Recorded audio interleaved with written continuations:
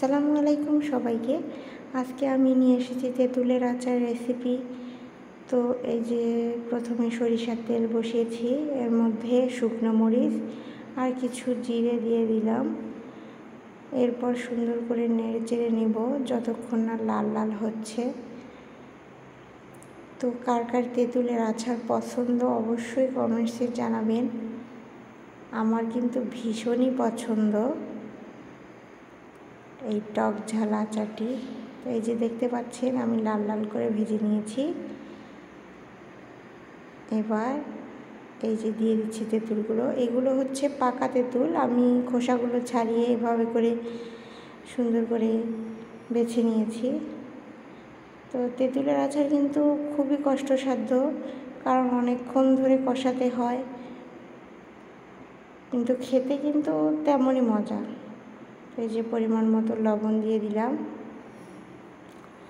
দিলাম মরিচের গুঁড়ো। আপনারা যেরকম ঝাল পছন্দ করেন সেই অনুযায়ী ঝাল দিয়ে দেবেন। আমি এখানে মিডিয়াম ঝাল দিয়েছি। আর এই তেঁতুলগুলো পাঠিয়েছে আমার মা।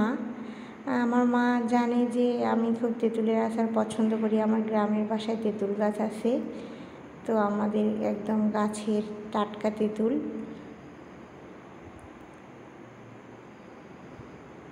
মায়েরা এরকমই হয়, আসলে মায়ের মন, ওরা বুঝে যায় যে সন্তানেরা কী খেতে পছন্দ করে।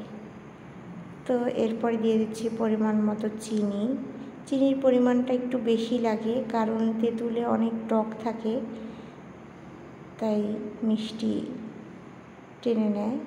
তো এখানে দিচ্ছি পরিমাণ মতো মশলা। এটা হচ্ছে আচারের মশলা। তো আমি পরবর্তী ভিডিওতে আপনাদেরকে দেখাবো কিভাবে আচারের মশলা তৈরি করতে হয়। তো এইভাবে করে কষাতে থাকবেন। এই যে দেখতে পাচ্ছেন এরকম লাল লাল হয়ে গেছে। তো এরকম করে একদম লাল লাল করে কষিয়ে নামিয়ে নেবেন। বাস, আপনার আচার রেডি। এটা দেখতে যেমন সুন্দর, খেতেও তেমন সুন্দর। ধন্যবাদ সবাইকে।